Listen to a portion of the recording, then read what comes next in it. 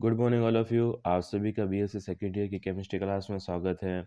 पिछले लेक्चर्स में अपन ने 3D श्रेणी के जो चुंबकीय गुण थे उसके बारे में अध्ययन किया था। ठीक है, उसमें अपन ने अनुचुंबकीय और जो प्रतिचुंबकीय उसके बारे में पढ़ लिया था। नेक्स्ट अपना था कि अगर अनुचुंबकीय प्रकृति है, ठीक है, तो उसके अगर जो डी वाई बलों के तत्व के अनेक आयंस और इलेक्ट्रॉन की विषम संख्या युक्त अणु तथा कुछ ऐसे अणु जिनमें इलेक्ट्रॉन्स की सम संख्या होती है लेकिन क्या होती है अयुग्मित चक्रण होते हैं जैसे O2, उनके संकरण आयन अनुचुंबकीय क्या प्रदर्शन दर्शाते हैं और अनुचुंबकीय है जो कि टेम्परेचर पर डिपेंड करता है। साधारणतः परमाणु आयनों तथा आयनों का चुंबकीय आघूर्ण बोर मैग्नेट्रॉन की अर्थात बीएम की इकाई में प्रकट किया जाता है। इसकी परिभाषा मौलिक स्थिरांक में दी गई है। ठीक है, तो अगर अपन बी एच की बात करें तो क्या है ई एच अपॉन 4 पाई एम सी बोर मैग्नेट्रॉन की, जहाँ ई क्या है इलेक्ट्रॉनिक आवेश, एच क्या है प्लांक स्थिरांक, एम क्या है यहाँ पर इलेक्ट्रॉन की सहती तथा सी है यहाँ पर प्रकाश का वेग। थर्ड इसका टाइप्स है मैग्नेटिज्म का फेरोमैग्नेटिज्म के पदार्थों का वह गुण अनुचुंबकत्व का ही है, एक विस्तृत रूप है। ठीक है, मतलब अनुचुंबकीय पदार्थों का ये एक प्रॉपर्टी है, ये लो चुंबकत्व। कुछ पदार्थ ऐसे होते हैं जिनमें अनुचुंबकत्व का गुण अधिक होता है। ठीक है, ऐसे पदार्थों को चुंबकीय क्षेत्र में रखने पर एक स्थायी चुंबकत्व आ जाता है। इस गुण का प्रदर्शन एक ही पदार्थ द्वारा किया जाता है जिनमें आयरन प्रमुख है। ठीक है, इसलिए इस गुण को अपन फेरोचुंबकत्व अथवा फेरोमैग्नेटिज्म तथा वे पदार्थ जो इस गुण को दर्शाते हैं उसे फेरोमैग्नेटिज्म मैटर कहते हैं। ठीक है, मतलब अनुचुंबकीय पदार्थों में तो क्या है, जब अपन उसको एक्सटर्नल मैग्नेटिक फील्ड प्रोवाइड करवाते हैं तब वह क्या है मैग्नेटिज्म की तरह व्यवहार करता है।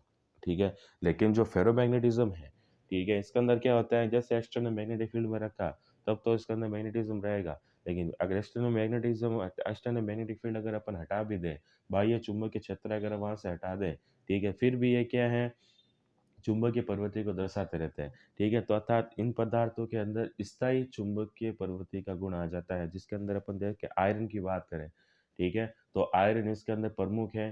ठीक है, जो कि स्थायी चुंबकीय गुण को दर्शाते हैं और इस पदार्थ प्रकार के जो पदार्थ होते हैं उसे अपन क्या कहते हैं फेरोमैग्नेटिज्म कहते हैं। नेक्स्ट अपना टॉपिक है द्वितीय तथा तृतीय संक्रमण श्रेणी का रसायन। ठीक है, अपन ने फर्स्ट संक्रमण श्रेणी पढ़ी, अब अपन बात करेंगे सेकंड और थर्ड जो ट्रांजिशन सीरीज है उसके बारे में अपन अध्ययन करेंगे।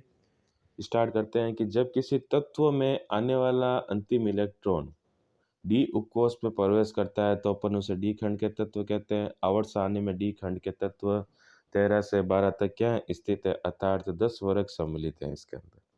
ठीक है, टोटल 10 वर्ग आते हैं इसके अंदर। डी खंड के तत्वों को संक्रमण तत्व भी कहा जाता है क्योंकि इनमें डी आंतरिक डी कक्षक से भरा होता है। ठीक है, और संक्रमण तत्वों को निम्न श्रेणी में बांटा गया है। पहली थी संक्रम स्केडियम से जिंक तक, सेकंड रहेगी अब वाई से लेकर सी डी तक, अर्थात 39 से लेकर के 48 तक। थर्ड है इसके अंदर 5D श्रेणी, 6D श्रेणी। ठीक है, जो लेंथेनम और एचएफ है 88 जी, यहाँ पर जो 58 से लेकर के 71 है ये 89 और लेंथेनर श्रेणी आ जाती है।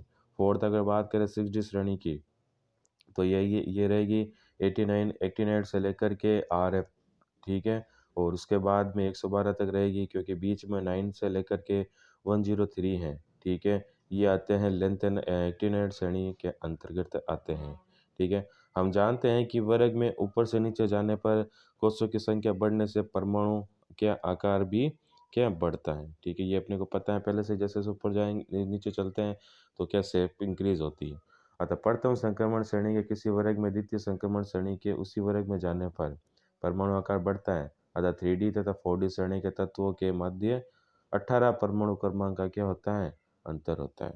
ठीक है, मतलब अगर 3D और 4D श्रेणी के बीच में डिफरेंस की बात करें तो 18 जो पर एटॉमिक नंबर का डिफरेंस आ जाता है। लेकिन जब अपन सेकंड से क्या तृतीय में जाएं तो परमाणु आकार लगभग क्या रहता है समान रहता है, क्योंकि 3D और श्रेणी में लेंथेनम के बाद में 14 तत्व लेंथेनर श्रेणी में आते हैं और लेंथेनर श्रेणी में 22 से 10 जाने पर परमाणु आकार क्या लगातार कमी आती जाती है, जिसे अपन क्या कहते हैं लेंथेनर संकुचन कहते हैं। इंपॉर्टेंट है, क्वेश्चन आता है कि 3D से 4D में जाएँ तो परमाणु आकार बढ़ता है, लेकिन अगर अपन 2D से 3D में जाएँ, तो परमाणु आकार लगभग समान रहता है। क्यों?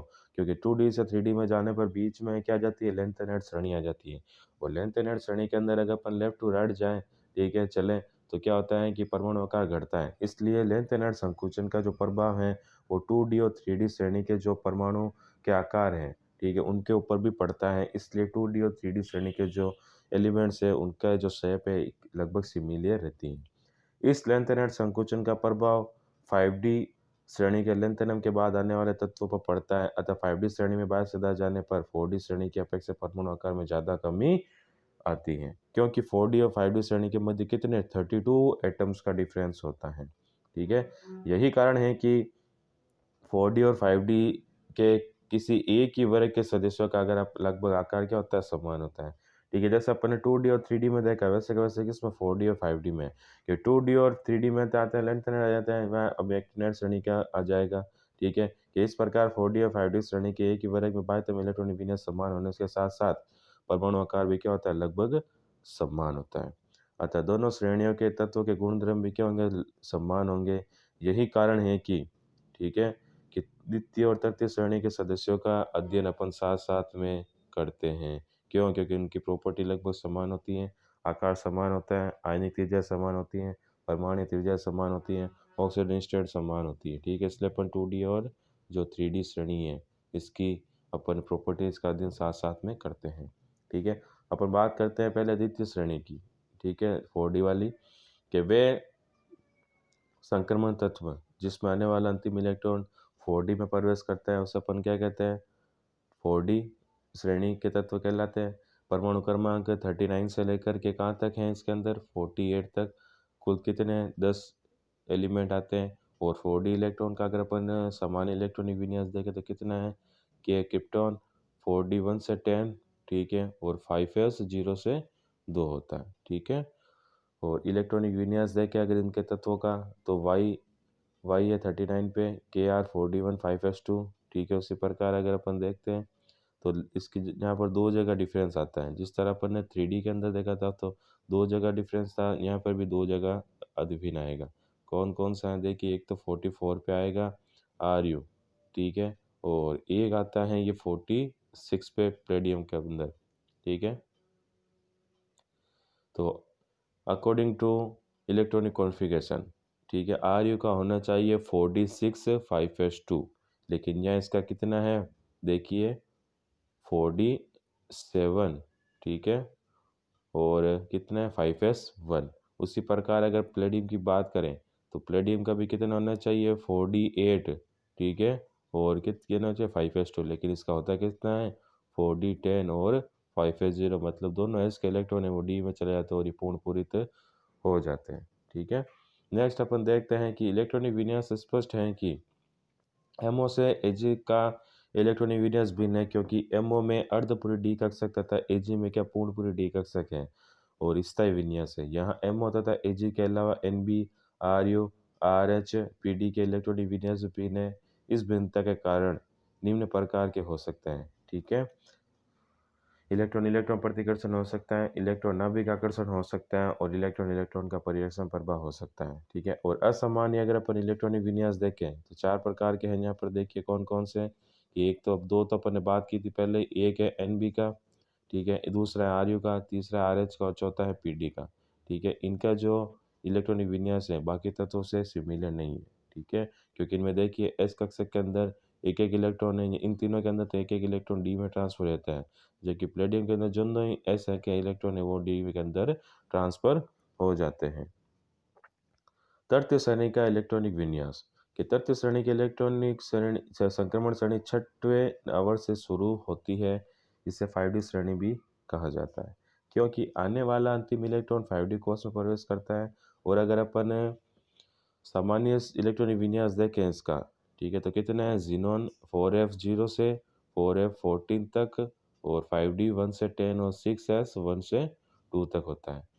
ठीक है, इस श्रेणी में परमाणु क्रमांक 57 La तथा 72 HF ओपियम और से लेकर के 80 Hg तक 10 तत्व आते हैं। ठीक है, और लेंथनर के बाद में लेंथनर श्रेणी आ जाती है। ठीक है, इस श्रेणी के बीच में क्या परमाणु क्रमांक 58 सीरियम से परमाणु क्रमांक 71 तक, ठीक है, क्या है, ल्यूटियम तक क्या है, कुल 14 तत्व लेंथेनर श्रेणी में आते हैं, जिसे अपन 4F श्रेणी के नाम से भी जानते हैं।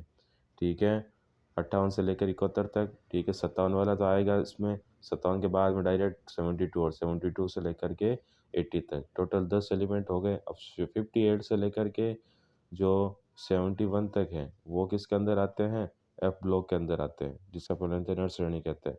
चूंकि 4F कक्षकों की ऊर्जा क्या 5D कक्षकों से अधिक होती है, अतः पहले इलेक्ट्रॉन 4F में बढ़ते हैं तथा बाद में किस में 5D में बढ़ते हैं। तो इलेक्ट्रॉनिक विन्यास अगर अपन देखें इसके अंदर तो कुछ इस तरीके का होता है, पहले इलेक्ट्रॉन किस में जाएगा, एफ में जाएगा, फिर डी में और देन एस में, S2 के अंदर होते हैं। अब इसके अंदर असमान इलेक्ट्रॉनिक विन्यास भी इसके अंदर देखे जाएंगे, AU के अंदर देखे जैसे 9th के अंदर। ठीक है, अगर अपन यहाँ पर देखें, देखिए D1 D2 D3 D4 D5 D6 D7 D8 D10, दो जगह D10 में एक है, मतलब जो AU का है यहाँ पर देखिए 79 के अंदर। ठीक है, इसके अंदर एक एस का जो इलेक्ट्रॉन है वो आंतरिक डी कक्षक के अंदर चला जाता है। ठीक है, तो D10 विन्यास हो जाता है उसका। अब अपन बात करते हैं इसकी आयनिक त्रिज्याओं की। ठीक है, दोनों ही श्रेणी, प्रथम संक्रमण श्रेणी, द्वितीय संक्रमण श्रेणी और तृतीय संक्रमण श्रेणी। ठीक है, तीनों की आयनिक त्रिज्याएं लगभग सिमिलर है। देखिए ज़्यादा डिफरेंस आता है। देखिए वन प्रथम संक्रमण श्रेणी का अध्ययन अपन ने पहले ही कर लिया था कि प्रथम संक्रमण श्रेणी में पहले तो घटती हैं, ठीक है, फिर बीच में क्या हो जाती है, स्थिर हो जाती है। ठीक है, यहाँ तक, और बाद में जड़ें के बाद में वापस से क्या बढ़ने लगती हैं। अगर अपन द्वितीय श्रेणी में बात करें तो देखिए द्वितीय श्रेणी में पहले घट रही है, ठीक है, यहाँ तक, फिर वापस से घटती हैं इसके अंदर भी, और CD के बाद में वापस से बढ़ती है। उसी प्रकार अगर अपन इसकी बात करें 3D की, तो उसके अंदर भी सिमिलर है कि लगातार घटती जाती है और Hg के बाद में वापस से इंक्रीज होती है। अतः स्पष्ट है कि स्कैडियम वायु और La एक ही वर्ग में है।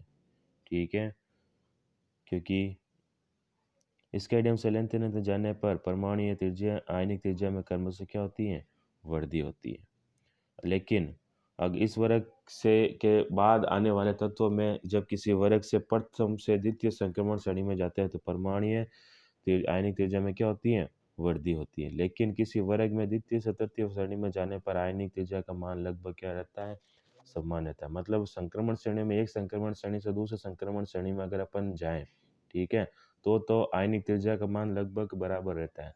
लेकिन अगर अपन संक्रमण श्रेणी के अलावा दूसरे अदर ब्लॉक में जाएं तो वहाँ पर अचानक से जो आयनिक और परमाणु त्रिज्या में क्या है, वृद्धि होने लगती है। लेकिन संक्रमण श्रेणी के जो तत्वों की बात करें, अगर अपन लेफ्ट टू राइट चलें, ठीक है, तो जो परमाणु तथा आयनिक त्रिज्या है उसका मान लगभग क्या रहता है, बराबर रहता है। इससे आगे का जो टॉपिक है हम अपने अगले लेक्चर्स के अंदर इसको कंटिन्यू करेंगे। Thank you so much.